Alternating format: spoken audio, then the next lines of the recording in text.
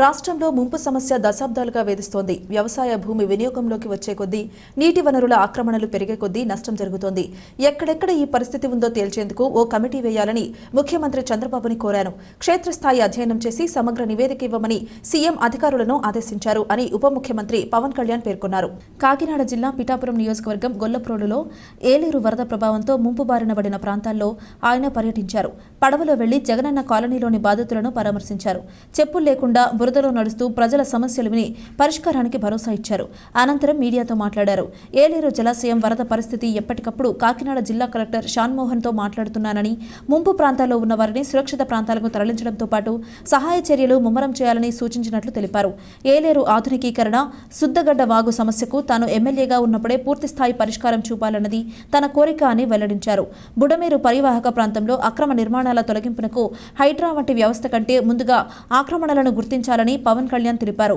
జగనన్న కాలనీల పేర్లు మార్చాలని అక్కడున్న వారు కోరడంతో పవన్ కళ్యాణ్ స్పందిస్తూ మీరంతా కోరుకుంటే సాధ్యమవుతుంది. జగనన్న కాలనీలకు జాతీయ స్థాయి నాయకులతో పాటు ప్రజలకు మంచి చేసిన పిఠాపురం రాజా వంటి వారి పేర్లు పెడితే మంచిది అని వ్యాఖ్యానించారు. పంచాయతీరాజ్ గ్రామీణాభివృద్ధి శాఖ director Krishna Teja, SP Vikrant Patil, MLA పంతం నానాజీ, మాజీ ఎమ్మెల్యే ఎస్వీఎస్ఎన్ వర్మ, నియోజకవర్గ భాజపా ఇన్ఛార్జ్ కృష్ణంరాజు, జనసేన ఇన్ఛార్జ్ మర్రెడ్డి శ్రీనివాస్ పాల్గొన్నారు. వీటి మీద ఎప్పటికప్పుడు కలెక్టర్ షణ్మోహన్ గారితో కూడా మాట్లాడడం జరిగింది.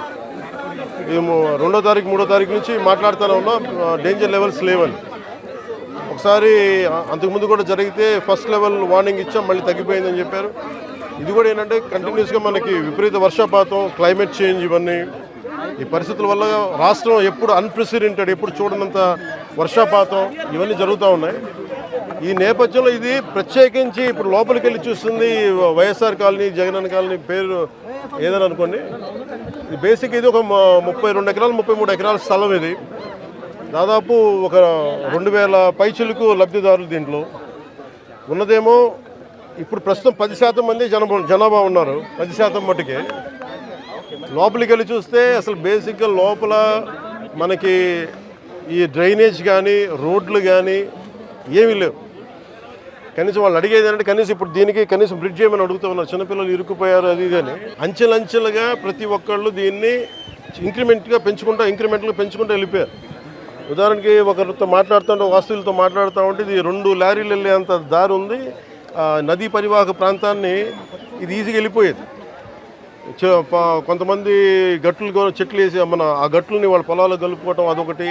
ఇది చాలా ఇంక్రిమెంట్లు జరిగింది. కానీ ఇది మట్టుకు ప్రత్యేకించి ఈ జగనన్న కాలనీ మట్టుకు గత ప్రభుత్వం చేసిన తప్పులు. ఇది ఆల్రెడీ 4 అడుగులు లోతట్టు ప్రాంతం. ఇది చిన్నపాటి వర్షం వస్తే మునిగిపోయే ప్రాంతాలు ఇవి. అలాంటి చోట్ల వీళ్ళు 30 ఎకరాల పైగా, 32-34 ఎకరాల పైగా వీళ్ళు ఇచ్చారు. ఇది మామూలుగా మనకి రిజిస్ట్రేషన్ ప్రకారం మనకి 13 లక్షలు ఉండేది. అది మార్కెట్లో మనం చూస్తే 30 లక్షలు. దీన్ని వీళ్ళు 60 లక్షల రూపాయలు పెట్టుకున్నాం. సో ఇది జగనన్న కాలనీ అనేది గత ప్రభుత్వం చేసింది. ఎన్ని 100 కోట్ల 1000 కోట్ల తేల్చి మన క్యాబినెట్ మీటింగ్లో తేల్చి చెప్పాలి. అన్ని మొత్తం కూర్చున్న దాని మీద వర్కౌట్ చేస్తున్నాం.